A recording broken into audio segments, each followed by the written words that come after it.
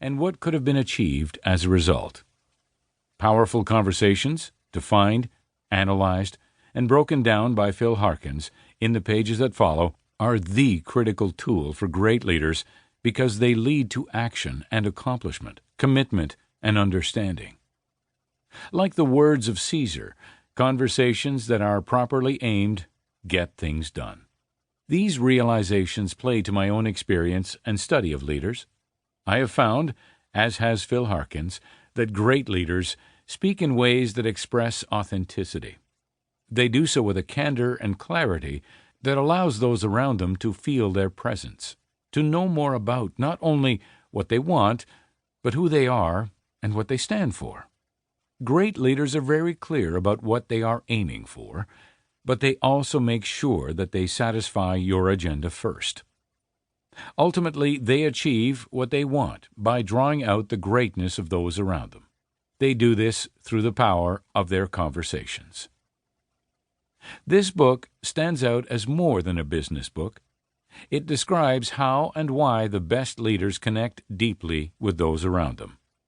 I found it a delightful surprise, an enjoyable experience, and a journey through stories about how leaders make a difference. It was a book that made me think about the quality of every conversation I personally engage in and how I might communicate with greater power.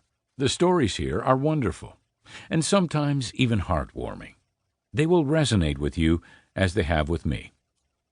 What is most impressive to me about this book, however, is that it is prescriptive. It defines in clear language the action steps you need to take to be a great communicator. Moreover, the practical tools, processes, and methods make it doable. There are parts of the book that are like a manual. I recommend you keep it close by as a reference to help you think through the important conversations you need to face. In planning meetings, speeches, and important one-on-one conversations, take the time to review the tools and action steps to ensure that your conversations are powerful.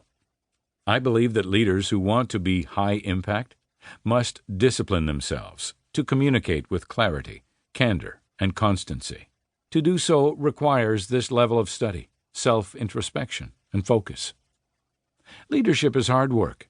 Thomas Paine, in describing the tremendous endurance needed to be a soldier during the Revolution, contrasted those who stuck it out through the toughest conditions with the fair-weather soldiers as a great metaphor for courage. The message in this book is that high-impact leaders are best in adversity. Most leaders are decent enough communicators on sunny days when things are going well. The real opportunity for greatness, however, comes on those days when things are not so clear. Those are the occasions when a leader's greatness is tested, and when his or her conversations must be powerful in order to win. It has always been wondrous to me when conversations are memorable. It is my observation that great leaders strive to make conversations lasting events. They want to be remembered for what they say and then what they do. They make sure the gray space between the two is invisible. This is because they know trust is built on commitments. They also know they will be judged not only on what they say, but what they don't say. Not only what they do, but what they don't do. All of us, as leaders, need to think about the ways we are perceived. This book will teach you how to make a difference. It will guide you in establishing your own leadership voice in all aspects of your life. Warren Bennis, former Distinguished Professor of Business Administration, University of Southern California.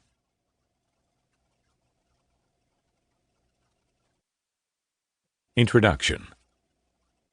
Children have a way of getting to the heart of complex issues with a candor and clarity that adults can seldom match. At a company party several years ago, a 5-year-old approached me and asked what I did at Linkage, Inc., the company I founded over a decade ago.